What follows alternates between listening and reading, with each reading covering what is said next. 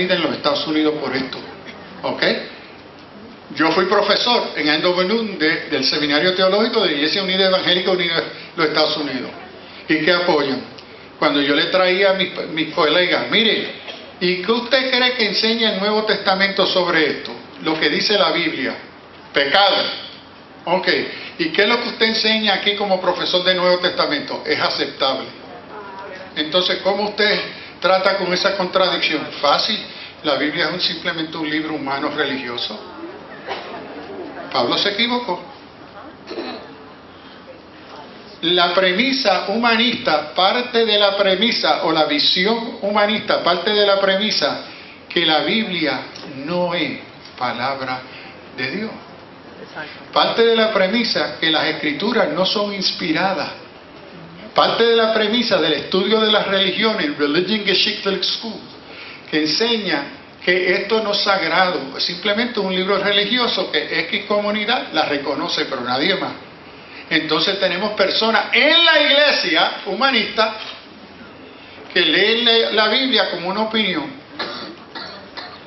De Pablo, la opinión de Pedro, la opinión de Jesús, pero no es divina, no es inspirada. Se equivocaron y yo no la tengo que aceptar. Entonces, por eso es que pueden llegar a las conclusiones en sus concilios de aprobarlos a la ordenación, porque ya el criterio de su comportamiento moral no es la Biblia,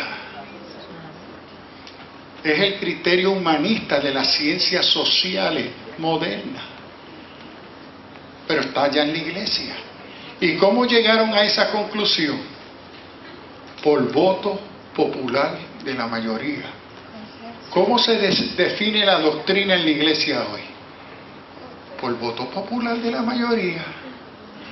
El voto de un miembro equivale a la misma autoridad que el texto sagrado.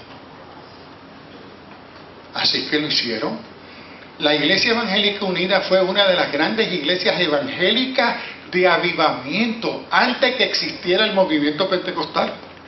¿Y qué pasó?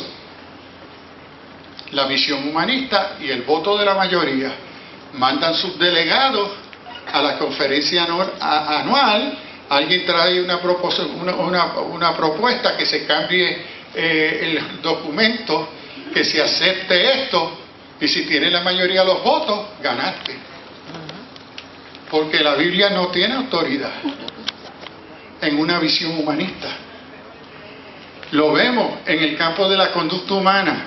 Cuando uno va a hacer un diagnóstico, hace el diagnóstico y hace una prescripción. ¿Qué valores se le está dando a la visión y a la opinión bíblica sobre eso? Y es un cristiano o una cristiana que lo puede estar haciendo. Ninguno. Lo que se ve es el código de la disciplina. DSM-4.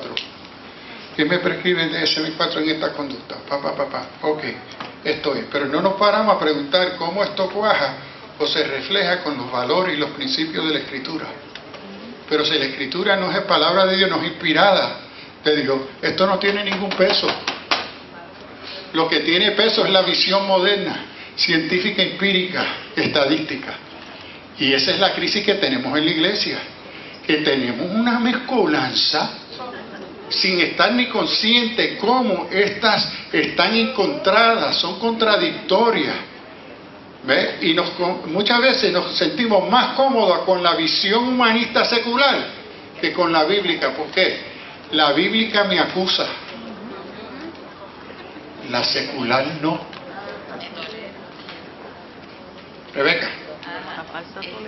Uno de las situaciones que nos confrontamos continuamente en la iglesia es que algunas conductas que llamamos pecados son fácilmente identificables.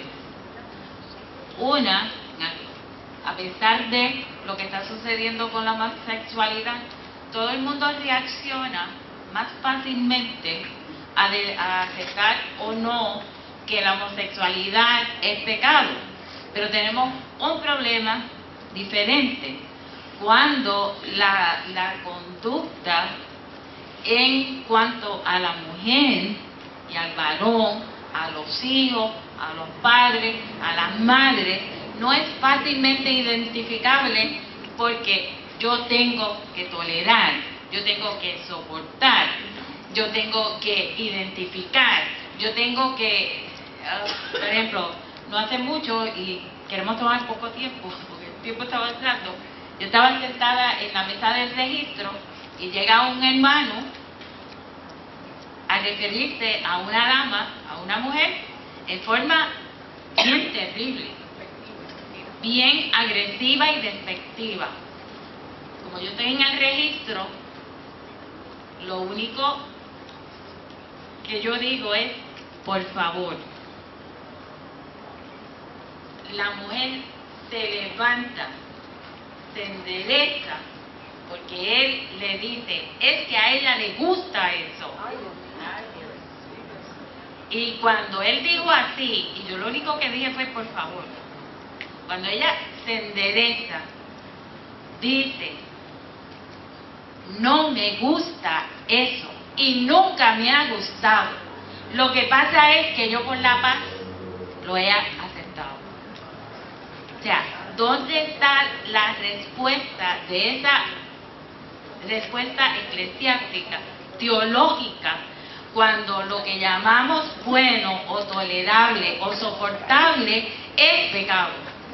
Y aquí viene una de las faltas que la iglesia peca, es que cuando quiere resolver todos los conflictos con oración, la oración se convierte en un escapismo. No, tú lo tienes que traer, pues vamos a orar, pónselo en las manos del Señor. No. La iglesia y la Biblia nos da criterio para tratar con conflicto, lo que se llama conflict management.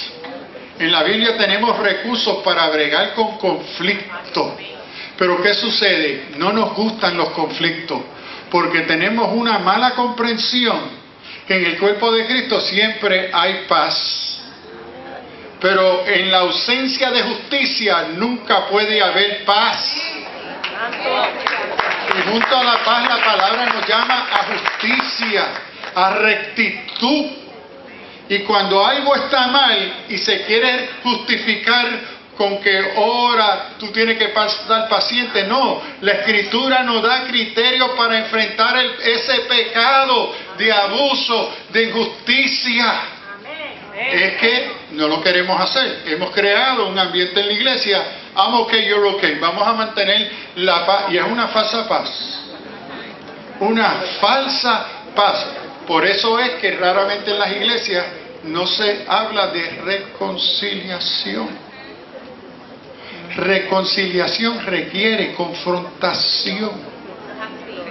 Porque antes que haya una auténtica reconciliación, tenemos que hablar claro de qué fue la ofensa. ¿Ve? Pero de nuevo, lo que estamos haciendo, usando la Biblia para escondernos, y eso no es un buen uso de la Biblia, eso es un mal modelo bíblico que se está perpetuando, y en parte tiene que ver con el machismo del liderazgo de la iglesia misma, que es mayormente varones, y están protegiendo su propio quesito y su propio dominio. Entonces la palabra nos confronta a nosotros como varones y nos llama a arrepentimiento, a cambio. ¿Ve? Pero aquí necesitamos, ¿verdad?, más reflexión bíblica, pero bíblica, porque si la palabra no es palabra de Dios, no tenemos remedio en la iglesia.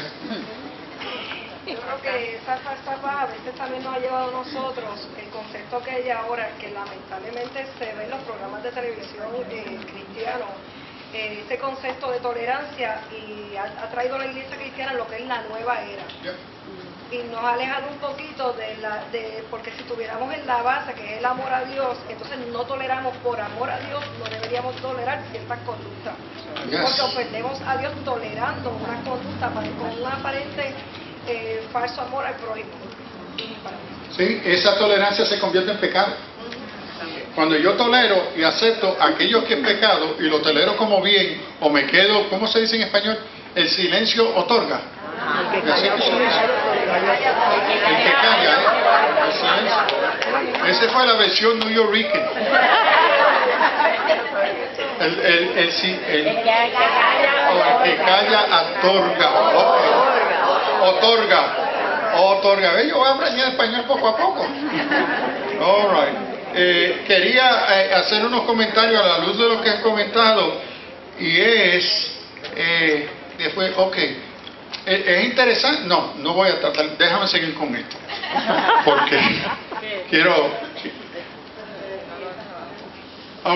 quiero rápidamente en esa cosmovisión ver las diferentes vertientes que hay y los resultados de cómo impactan, por ejemplo, el concepto de salvación. La cosmovisión que uno trae, sea humanista o bíblica, impacta cómo yo leo e interpreto, especialmente el concepto de salvación. Y aquí, por ejemplo, en la visión evangélica bíblica, el énfasis en relación a la salvación es vertical. El llamado a la conversión, perdón. Ese es el énfasis. Bien, tú necesitas a Cristo, tú necesitas convertirte. El énfasis es esa relación vertical. Ahora, la buena teología evangélica tiene que añadirle el otro, que es la horizontal, la relación con el ser humano. Pero entonces, la postura moderna, liberal, el énfasis es horizontal, es decir, salvación social, sanidad de relaciones humanas, énfasis sociopolítico, a donde la iglesia se convierte en una agencia social. Y se cree que el amar y servir al prójimo es el evangelio. Actividad social. Nombrar a Cristo no es importante. Es decir, te voy a dar de comer todas las semanas, tú puedes estar aquí los miércoles y te vamos a dar de comer. Lo que voy a hacer y lo que hace la agencia social es mantener el mal que existe. That's it. No hay transformación.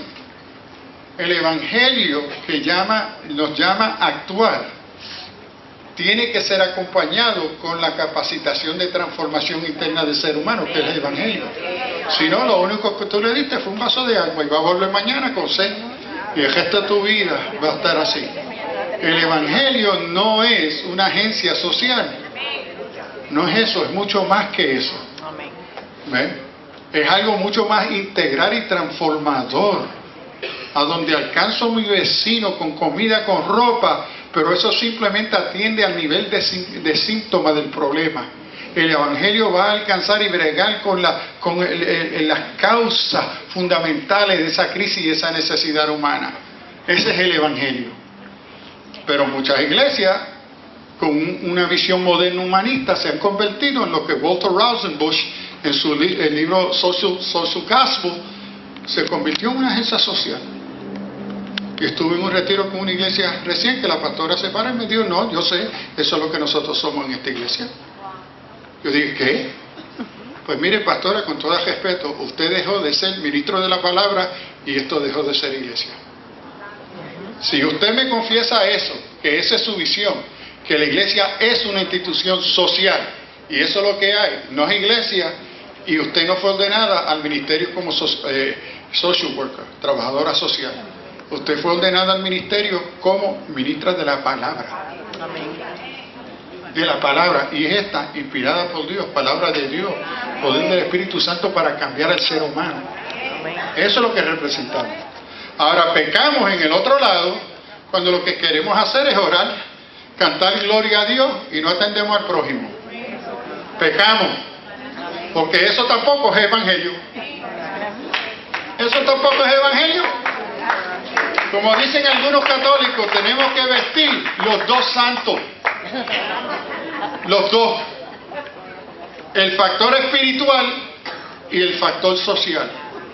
Pero el factor social debe de entenderse como un reflejo de la condición espiritual de ese ser humano, que es mucho más que simplemente mente y cuerpo o víctima de su ambiente. Tiene que ver con su naturaleza espiritual, creación de Dios, que tiene otras necesidades que simplemente agua, ropa, casa. Tenemos gente con mucha agua, mucha buena ropa, buen carro y gran casa y se están muriendo de soledad, de tristeza, porque les falta un ingrediente fundamental.